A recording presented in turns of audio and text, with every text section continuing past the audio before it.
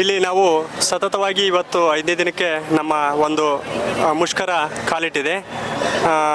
ವಿಶೇಷವಾಗಿ ನಾವು ಪ್ರಮುಖವಾಗಿ 6 ಬೇಡಿಕೆಗಳನ್ನು ನಾವು ಇಟ್ಕೊಂಡು ಇವತ್ತು ಪ್ರತಿಭಟನೆಯನ್ನು 5ನೇ ದಿನಕ್ಕೆ ಪ್ರತಿಭಟನೆಯನ್ನು ಮಾಡ್ತಾ ಇದ್ದೀವಿ.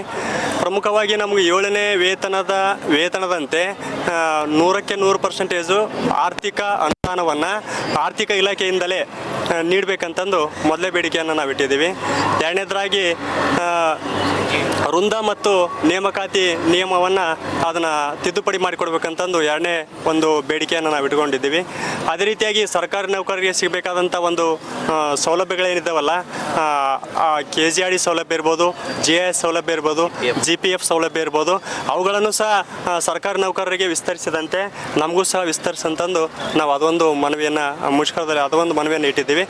ಜೊತೆಗೆ ಸರ್ಕಾರಿ ನೌಕರರಿಗೆ ವಾರ್ಷಿಕವಾಗಿ ಒಂದು ಕ್ರೀಡಾಕೂಟಗಳನ್ನು ಏನು ಏರ್ಪಡಿಸ್ತಾ ಇದ್ದಾರೆ, ಜಿಲ್ಲಾ ಮಟ್ಟದಲ್ಲಿರ್ಬೋದು, ತಾಲೂಕು ಮಟ್ಟದಲ್ಲಿರ್ಬೋದು, ರಾಜ್ಯ ಮಟ್ಟದಲ್ಲಿರ್ಬೋದು, ಅದರಂತೆ ನಮಗೂ ಸಹ ಒಂದು ಮಹಾನಗರ ಪಾಲಿಕೆ ನೌಕರರಿಗೆ ಕ್ರೀಡಾಕೂಟಗಳನ್ನು ಆಯೋಜನೆ ಮಾಡಬೇಕಂತಂದು ನಾವು ಹೇಳ್ತಾ ಇದ್ದೀವಿ.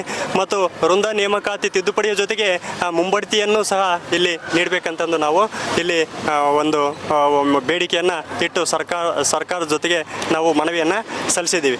ಈ ರೀತಿ ನಮ್ಮ ಒಂದು 6 ಬೇಡಿಕೆಗಳ ಜೊತೆಗೆ ನಿನ್ನೆ ಒಂದು 11/7/2025 ಮಾನ್ಯ ನಗರಾಭಿವೃದ್ಧಿ ಸಚಿವರು ದೀಪಾ ಚೌಹಾಣ್ರವರ ಒಂದು ಅಧ್ಯಕ್ಷತೆಯಲ್ಲಿ ನಿನ್ನೆ ನಮ್ಮ ಒಂದು ಪದಾಧಿಕಾರಿಗಳ ಒಂದು ಮೀಟಿಂಗ್ ಆಯಿತು. ಅದರಲ್ಲಿ ಇನ್ನೂ 4 ಬೇಡಿಕೆಗಳನ್ನು ಸಹ ಸೇರಿಸಬೇಕು ಇಟ್ಕೊಂಡು ಇದು ಮಾಡ್ತಾ ಇದ್ದಾರೆ. ನಮ್ಮ ಒಂದು UGD ಲೇಬರ್ಸ್ ಇರ್ಬೋದು, ಆಮೇಲೆ ಲೋಡರ್ಸ್ ಇರ್ಬೋದು, ಆಮೇಲೆ ಹೊರಗುತ್ತಿಗೆಯಲ್ಲಿ ಕೆಲಸ ಮಾಡುವಂಥ ಒಂದು ನೀರು ಸರಬರಾಜು ನೌಕರರು ಇರ್ಬೋದು, ಅವರನ್ನು ಸಹ ನೇರ ಪಾವತಿಗೆ ಒಳಪಡಿಸಿ ಅವರಿಗೆ ಒಂದು ಸೌಲಭ್ಯವನ್ನು ಒದಗಿಸಬೇಕಂತಂದು ಅದನ್ನು ಸಹ ನಿನ್ನೆ ಪ್ರೊಸೀಡಿಂಗ್ಸ್ ಆಗಿರುವಂಥದ್ದು. ಜೊತೆಗೆ ಇಲ್ಲಿ ವಿಶೇಷವಾಗಿ ಈ ರೀತಿಯಾಗಿ ಏನಂದರೆ ನಾವು ಬೇಡಿಕೆಗಳನ್ನಿಟ್ಟಿರುವಂಥದ್ದು, ನಮಗೆ ಪ್ರತ್ಯೇಕವಾದಂಥ ಒಂದು ಆಯುಕ್ತಾಲಯವನ್ನು ಸಹ ಇಲ್ಲಿ ಮಾಡಬೇಕಂದ್ರೆ ಈಗ ನಾವು ಪಂಚಾಯತ್ ರಾಜ್ ಇಲಾಖೆಗೆ ಒಂದು ಪ್ರತ್ಯೇಕವಾದಂಥ ಒಂದು ಕುಂದುಕೊರತೆಗಳನ್ನು ಕೇಳಲಿಕ್ಕೆ ಒಂದು ಆಯುಕ್ತಾಲಯ ಏನಿದೆಯಲ್ಲ, ಆ ಆಯುಕ್ತಾಲಯವನ್ನು ಪ್ರತ್ಯೇಕ ಮಾಡಬೇಕು. ಈಗೆಲ್ಲ ನಮ್ಮೆಲ್ಲ ಕುಂದುಕೊರತೆಗಳನ್ನ ಹೇಳ್ಬೇಕಪ್ಪ ಅಂದ್ರೆ ನಾವು ಪುರಸಭೆ ಇರ್ಬೋದು, ಪಟ್ಟಣ ಪಂಚಾಯತ್ ಇರ್ಬೋದು, ನಗರಸಭೆ ಇರ್ಬೋದು, ಮಹಾನಗರ ಪಾಲಿಕೆ ಇರ್ಬೋದು, ಅವೆಲ್ಲ ಸೇರಿ DMA ಅಡಿಯಲ್ಲಿ ಇರುವಂಥದ್ದು.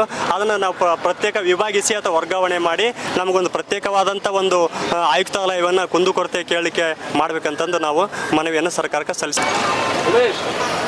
ಈ ಪೌರ ಕಾರ್ಮಿಕರ ಒಂದು ಬೇಡಿಕೆಯನ್ನು ಸರ್ಕಾರ ಶೀಘ್ರವೇ ಈಡೇರಿಸಿ ಕರ್ನಾಟಕದ ಎಲ್ಲ ಜಿಲ್ಲೆಯ ಸ್ವಚ್ಛತೆಯನ್ನು ಕಾಪಾಡಿ ಸಾರ್ವಜನಿಕ ಹಿತದೃಷ್ಟಿಯಿಂದ ಅವರ ಬೇಡಿಕೆಯನ್ನು ಈಡೇರಿಸಿ ಕೂಡಲೇ ಅವರ ಮುಷ್ಕರವನ್ನು ಹಿಂಪಡೆಯುವಂತೆ ಮಾಡಬೇಕು ಅಂಥೇಳಿ ನಾನು ನಿವೃತ್ತ ಪ್ರಾಂಶುಪಾಲನಾಗಿ ನಾನು ಈ ಒಂದು ಸರ್ಕಾರಕ್ಕೆ ಆಗ್ರಹಿಸ್ತೇನೆ.